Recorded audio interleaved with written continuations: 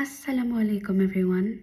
My name is Kalina and welcome to the Aim After Shahada podcast, episode 2. If you're a new revert and you have asked yourself, Allah forgave my sins, why do I still feel broken? Then this episode is for you. You're not broken, you're not failing, and you're not a bad Muslim. You are in survival mode. And today we're going to talk about how to stop living there with honesty, logic, and Allah at the center. Bismillah, let's get into it. Taking our Shahada means that Allah forgives us of our sins, but it doesn't mean that we are automatically healed from the trauma that we survived before Islam. We have to do our work, tie our camel, so to speak, and fix this broken system that we have lived in for far too long. And I know it feels easier said than done, but if you take on these 3 tips, inshallah, it'll benefit you and help you on your way. Tip number 1. It is time to start naming it without shaming it. What are you feeling when you are feeling dysregulated? Are you feeling anxiety? Are you feeling anger? Are you feeling fear? Are you feeling everything all at once? Take a second to name what you are feeling. Acknowledge it. Don't run away from it, because we can't fix what we don't accept as true. Stop saying, what's wrong with me? And start saying, my body learned this to survive. This is just a learned response to my trauma. There is a wonderful, wonderful Muslima, Ustada Yasmin Mogahed. Pepe, I'm gonna need you to chill for a second. There's a wonderful Muslima, Ustada Yasmin Mogahed. I'm pretty sure I said her name wrong, I'm so sorry. But she has a video titled Umrah Series Part 1. It is not about going to Umrah. It's not. It is about healing your trauma and your survivor mode system or programming. I think that's the word that she used. And a part of this first step of naming it, in this first step of naming your triggers and your trauma, you have 2 tools to help you do this. 1, accept that this trauma is from childhood.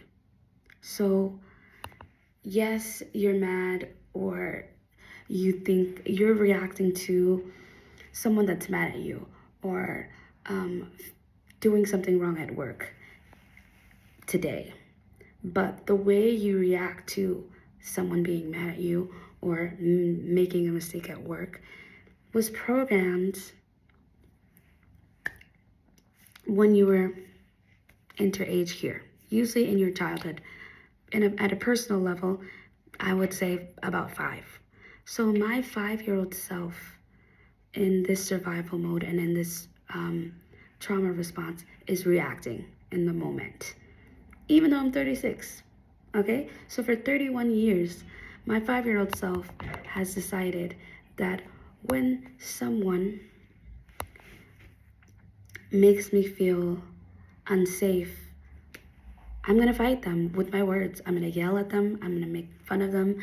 I'm going to react without having all of the information or asking any questions, because I want them to know that I am not going to let anything bad happen to me. That's a 5-year-old that didn't feel safe and felt like they had to take on the world by themselves because help wasn't coming. I don't have to do that anymore. So I stop and I name it. I feel uncomfortable. I feel unsafe. When I feel unsafe, I get angry and I get loud and so many other things. So now that I named it and I've acknowledged it, and I've acknowledged that my 5-year-old self wants to pop off, what do I do next? In the video that I mentioned about from Yasmin, Ustada Yasmin, she starts with the most powerful tool that you could ever have. Allahu Akbar. Allahu Akbar. Allah is greater than what I'm feeling right now. Allah is greater than this person's rudeness. Allah is greater than this person's disregard. Allah is greater than my anger. And Allah loves me. Just saying Allahu Akbar helps you remember who you are now, not who you were at 5. And helps ground you back into where you are right now, and helps you recall the new tools that you have. Which leads me to point number 2. Ground yourself in Allah, not just with Allahu Akbar, but set those 50-11 alarms that you need to set to wake up for tahajjud and to pray to your Lord. Make dua, because hands lifted to Allah are never let down. He may not answer your dua in a way that you are expecting, but He will never let you down. Allah is the truth, and your survival mode responses are not grounded in truth. They're not grounded in logic. They're grounded in a 5-year-old's understanding of how the world works, and in a particular setting where you don't always feel safe. Know that you are safe in sujood. You are with your Lord. Your heart is closest to Him. And in tahajjud, Allah is closest to you, and you are closest to Him. Bring all of this to Him in that moment. And when you're there, call upon one of His 99 names. And if you don't know them, please start learning the 99 names of Allah. Allah is so many things. He doesn't need to be this distant creator that you turn to only when you feel lost. He is Al-Wadud. He loves you. He loves you. He is Ar-Rahman, Ar-Rahim. He is so merciful and so ready to forgive you for all of the mistakes, for reacting in a way that your trauma response has always dictated. He sees your efforts. Talk to Him, turn to Him, and help Him logic your way through what you're feeling. You're not 5 anymore, little Kalina, grown Kalina. So I don't need to have that 5-year-old's response to everything. And even when I do, I'm going to turn to Allah, because He is Al-Ghafur, and He's ever forgiving, and He will give me the tools that I need to make amends and to move forward from that mistake. You don't have to be perfect in this process the first or the second or even the 50th time. You have to be willing and open to do it.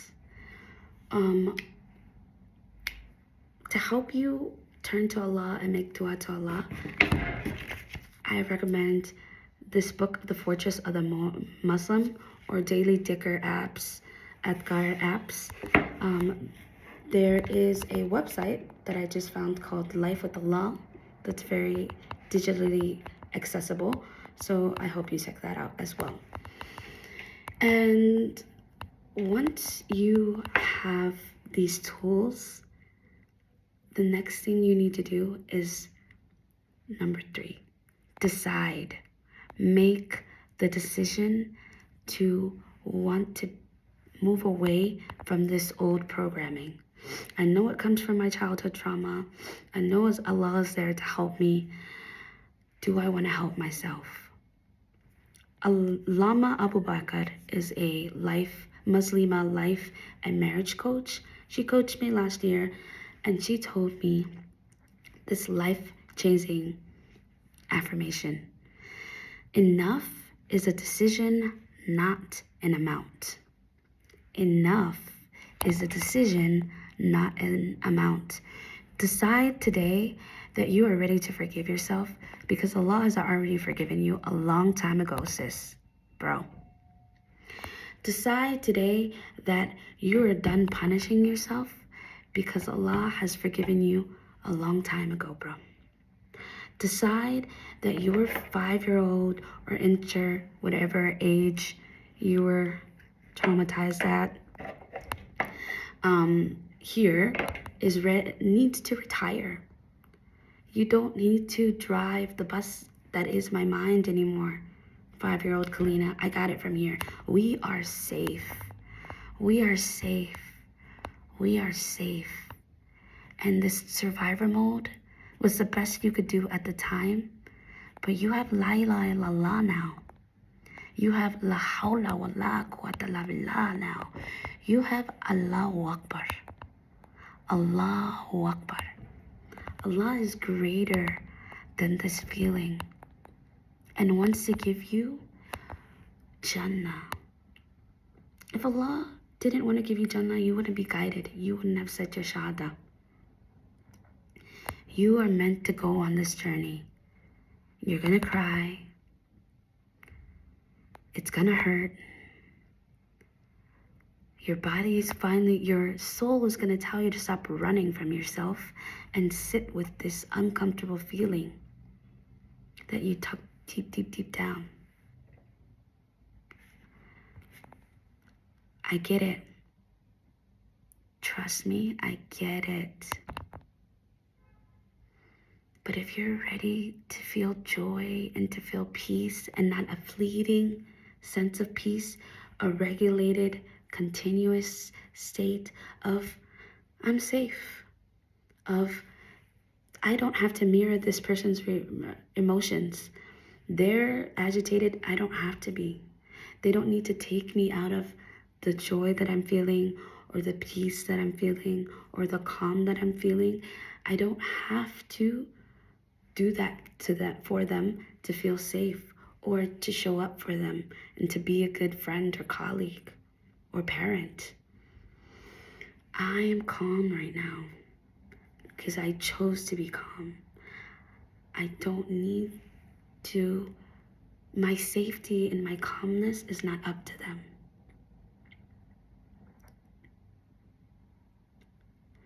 You can get there. You can get there. Oh, I'm feeling very XYZ right now. I'm gonna go pray 2 rakats. I need to take a moment and go make dua. You don't even have to have wudu. Put those hands up. Put those hands up and talk to your Lord. He's waiting for you. He's waiting for you. He doesn't need you, but he knows that you need him. He doesn't want us to be perfect. Only Allah is perfect. I don't know how much of the Quran you have read. Please read the Quran. But there is an ayat in the Quran that says that if there was a group of people that never made any mistakes and never sinned, Allah would get rid of them and bring people who would. Because this journey isn't I'm perfect in this life and the next. It's I hustled in this life. I struggled and made an effort to get back to my Lord, to please my Lord, to fix all the things. So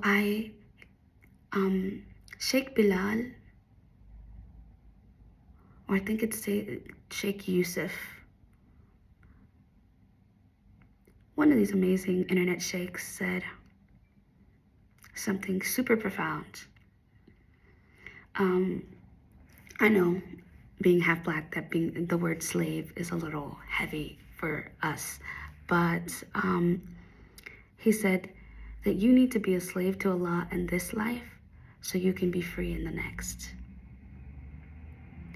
And that doesn't mean that everything in your life is going to be pain and suffering. You're gonna feel pain, and you will be. For every prick, for every little small piece of pain that you feel, you know you get rewarded from that, right? But you're not meant to suffer in this life. You're gonna feel pain, but it's all a mercy from Allah because He's trying to teach you something. He's trying to let you see the bigger pain that you are causing yourself with this old mindset and this old programming. I know this is so heavy, but just know that you are loved. There is nothing wrong with you, and you can do this. You can do this. You can wake up without feeling the buzz of anxiety. You can go a day without feeling that with your jaw clenched and your body tensed. It'll happen for you. You got to do the work though. Name it, turn to your Lord, and decide that now is the time to live in La ilaha illallah mode. I hope that you join me for episode 3. It's going to be a bit lighter since it's my my Shahada story, my revert story. Thank you so much for joining me and for watching me. And Ya Allah, please bless everyone that is watching with peace and healing, and with the peace and healing that tahajjud brings you, and the peace and healing that dua brings, and that you bring them in dua. And inshallah, ya Rab, this is only the beginning of our journey together. Allahumma ameen. Assalamu alaikum.